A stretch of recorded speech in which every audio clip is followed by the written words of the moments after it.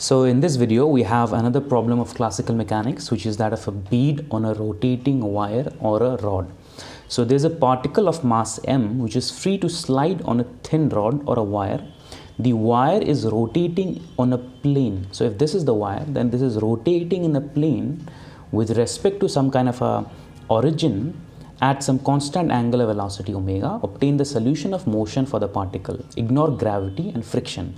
So here we can ignore friction. That means this point mass particle is free to slide around above and below this kind of a thin rod, and since this thin rod is rotating with some constant angular velocity, and this point mass particle is fixed to that thin rod, so this point mass particle is also rotating with some kind of a with the same angular velocity omega. So what is going to be the nature of the solution for this point mass particle if it is free to slide on a frictionless surface, which is the wire or the rod? So in this video, I'm going to solve this problem with the Newtonian approach. So the Newtonian approach means that we are going to use the Newton's second law.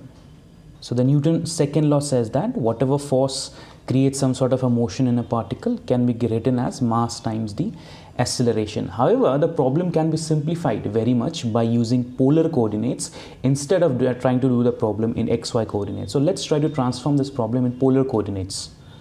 So in polar coordinates, the force can be written in terms of the radial direction as well as the angular direction. So in polar coordinates, there are two directions. So there is the radial direction, which is along this kind of a wire, and there is the angular direction, which is tangential to the radial direction. So the force can be written in terms of its components along the radial direction, let's suppose r, fr, and its angular direction or tangential direction, let's suppose theta.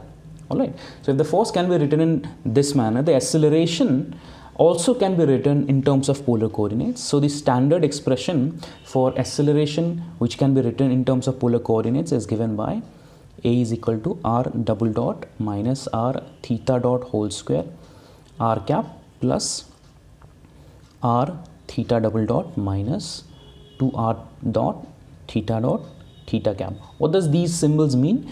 So r double dot simply means a second order time derivative of the radial displacement. So a second order time derivative of the radial displacement. So if r is nothing but the radial displacement, if the point mass is r distance from the origin O, let's suppose, then r is the radial displacement, and the second order time derivative is r double dot. Also theta dot, what is theta dot? Theta dot is nothing but the angular displacement with respect to time, which is nothing but omega. So this is the same thing as omega, which is the angular velocity. What is theta double dot? Theta double dot is nothing but the second order time derivative of the angular displacement, which is in tangential to the radial direction.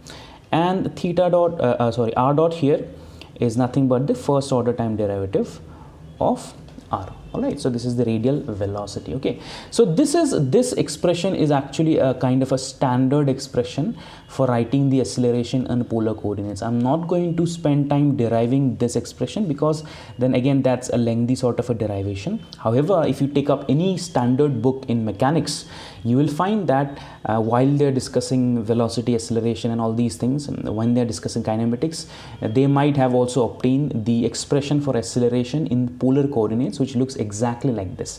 So the term in the first bracket, so the coefficient of r cap, this is basically the radial acceleration or acceleration along the radial direction, and the term in the second bracket, the coefficient of theta cap, this is basically acceleration along the tangential direction or along the direction of the angular displacement. All right, so this is a standard sort of a expression. You should look it up in a book of some standard mechanics book if you have not seen this expression before.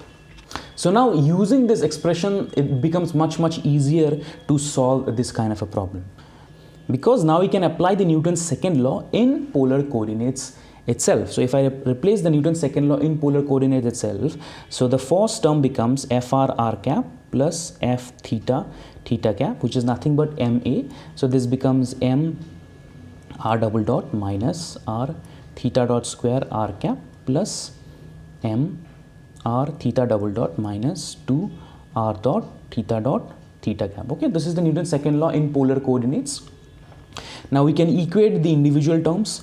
So here fr, the radial force, is nothing but m r double dot minus r theta dot square, and the angular force is nothing but m r theta double dot minus 2r dot theta dot. Yes, so now we can use any one of these equations. So first of all, we do not know what is the force along the angular direction. However, we do know that the bead is sliding along this rod or wire in a frictionless surface. So since it's a frictionless surface, we can say that the radial force whatsoever is 0. So there is no radial force whatsoever, and we can use this equation. So let's suppose this is the equation, let's suppose A, and we're going to use this equation to come up with the equation of motion.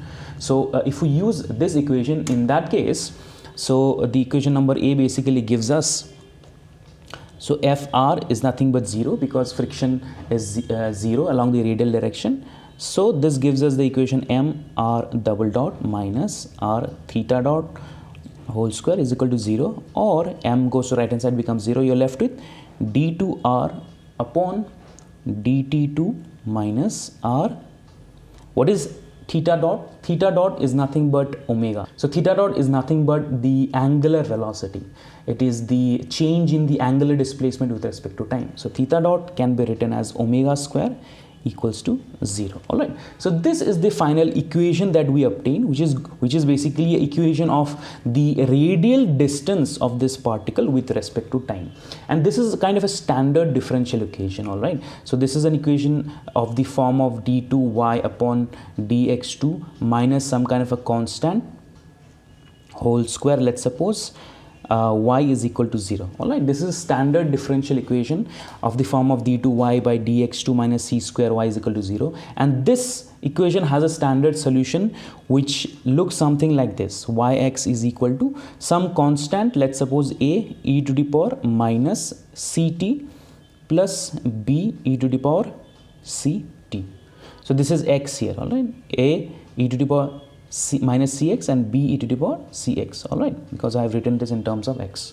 So this kind of a differential equation has a standard solution like this. I'm not going to go into solving this differential equation. You can look it up, the solution of this kind of a standard differential equation in a book of mathematics. However, what I'm going to do here is that, so I'm going to say that this has a solution which basically has a radial expression of displacement. So RT is basically equal to a to the power e to the power minus, so omega square is a constant here, minus omega t plus b e to the power omega t. So this is the solution for this kind of a particle which is restricted to move along some kind of a wire which is revolving with some angular velocity with respect to some origin. All right. In this case, two kinds of situations are possible. So for example, if b is, so you can see here that there are two terms involved. First is the exponentially decreasing term, and the second is the exponentially increasing term. So case number 1, where let's suppose b is equal to 0. All right, if b is equal to 0, in that case the the position is going to be equal to a e to the power minus omega t. All right, if I apply some kind of an initial condition, let's suppose that the position at time t is equal to 0 is let's suppose r naught, then this equation is simply going to become r naught e to the power minus omega t. That means if b is equal to 0, then the position is going to move towards the origin. So the particle is going to move towards the origin, but it is never going to reach the origin in the first place. However, in the second case, case number 2, where both neither a is equal to 0 or neither b is equal to 0, in that case the second term is going to dominate this expression. Because as you can see, the second term is an exponentially increasing term. So this is going to move towards infinity with increasing amount of time. So the particle is going to move outwards in an exponentially increasing way. So as you can see here, for this particle which is constrained to move along some kind of a rod which is rotating with angular velocity omega, this particle's motion is given by this solution where the radial displacement is changing exponentially with respect to time.